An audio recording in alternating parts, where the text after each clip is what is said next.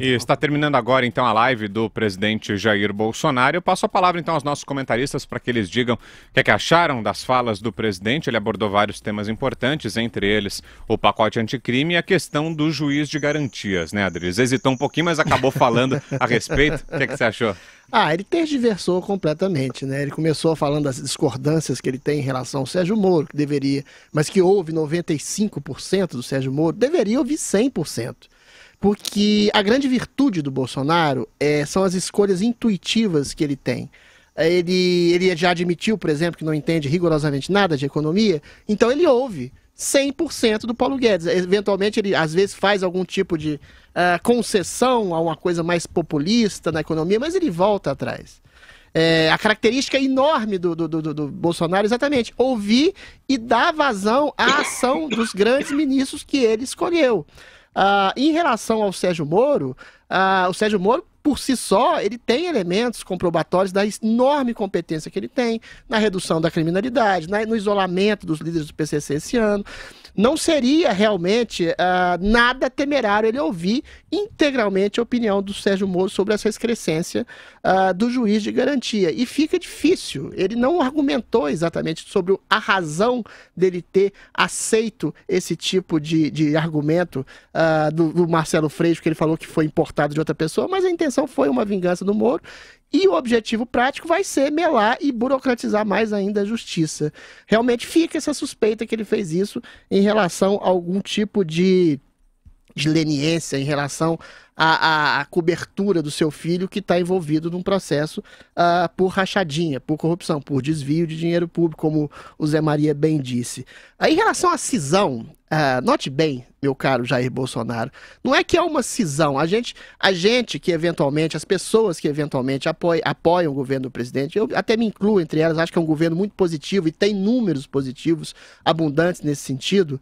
Ninguém vai fazer uma cisão no sentido de propiciar a vitória ou a volta de uma esquerda, como aconteceu na Argentina, desastrosamente. Mas estabelecer esse tipo de crítica pontual, eu acho que o presidente devia perceber exatamente como um fomento ao seu governo. Porque a crítica não veio só dos seus apoiadores. Veio, inclusive, e sobretudo, do próprio Sérgio Moro, que fez uma crítica ponderada em relação à questão da burocratização, mas a gente sabe que existem outras coisas mais, como exatamente o tipo de antipatia que ele tem em relação ao juiz que está julgando o próprio filho e que, segundo ele, estaria sendo cooptado pelo Wilson Witzel. Pode ser verdade, mais uma vez, mas isso não justifica a aceitação de uma coisa tão espúria assim. Ele não explicou por que ele assimilou exatamente essa questão espúria do juiz de garantia, explicou muito mal.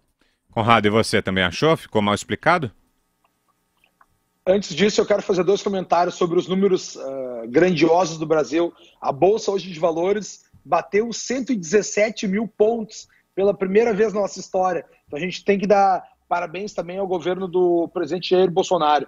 Outra coisa, cara, como é bom assistir um presidente desse, né? Não sei vocês, cara, mas eu fico feliz em vendo um cidadão conversando diretamente contigo, com uma assessora ali do lado, uma intérprete de Libras, alguém soprando no ouvido dele o próximo assunto, ele matando uma mosca e tratando muito transparentemente. O que me chama a atenção na explicação do Bolsonaro ali não é nem o fato dele ter diversado ou não, ou explicado ou não para ele. Ele falou, olha só, isso aí já aconteceu antes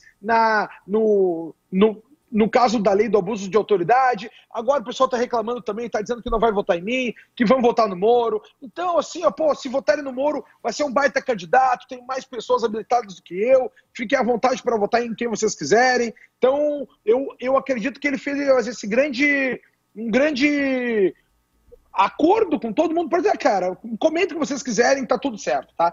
Agora, o que eu não acho justo com o presidente, no comentário do Adriles só, é dizer que ele fez isso para salvar o filho. Porque é engraçado que a gente não vê ninguém da esquerda em nenhum momento lutando contra a prisão em segunda instância. A gente não vê ninguém da esquerda em nenhum momento lutando contra o juízo de garantia. A gente sabe que quando o Freixo colocou isso aí, quando essa medida entrou nesse projeto anticrime, é exatamente para trancar o projeto anticrime. É para isso que ele foi colocado ali. E aí não trancou.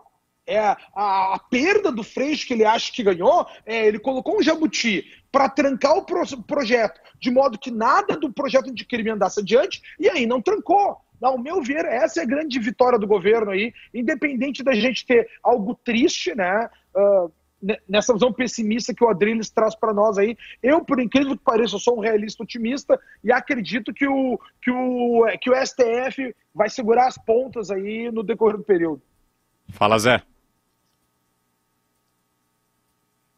Olha, você tem razão. O presidente Jair Bolsonaro inaugura uma nova linha de comunicação direta, é uma comunicação direta com o eleitor, né, com o cidadão, e eu não vi nada parecido desde Getúlio Vargas, com a fundação daquele departamento de comunicação da Presidência da República, e eu duvidei, confesso, quando ele disse que toda quinta-feira estaria nesta live falando diretamente com o povo, né?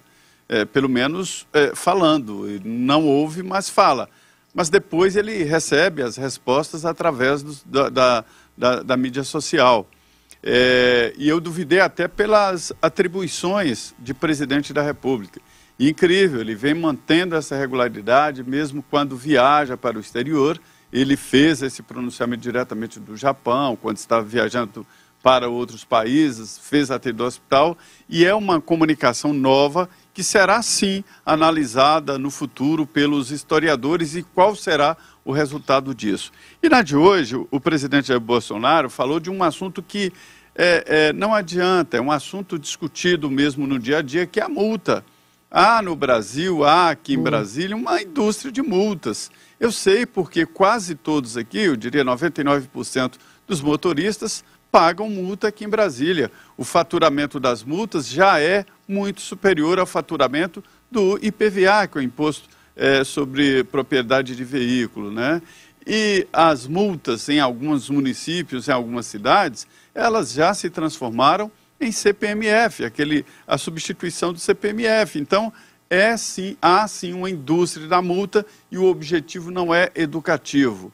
Mas a gente sabe que há exageros e que é preciso punir exageros para preservar vidas. Mas o presidente faz um discurso no sentido contra essa indústria de multas que realmente existe. Sobre o turismo aqui no Brasil, o Brasil tem muitos lugares assim para fazer turismo sem, evidentemente, fazer turismo em reservas ambientais. Mas ele verbaliza uma interrogação que paira sobre nossa cabeça. Como pode o Brasil, tão rico em matéria de locais bonitos, em praias, e não é um destino de turismo respeitado pelo mundo, né? É porque antes de chegar a clubes, a balneários, é preciso cuidar de estrutura, cuidar de voos. O preço de voos no Brasil é muito caro, cuidar da segurança, né? Tem toda uma cadeia, uma pirâmide para chegar lá. Mas, enfim, ele toca no assunto, ele discute. E voltou a falar da Argentina.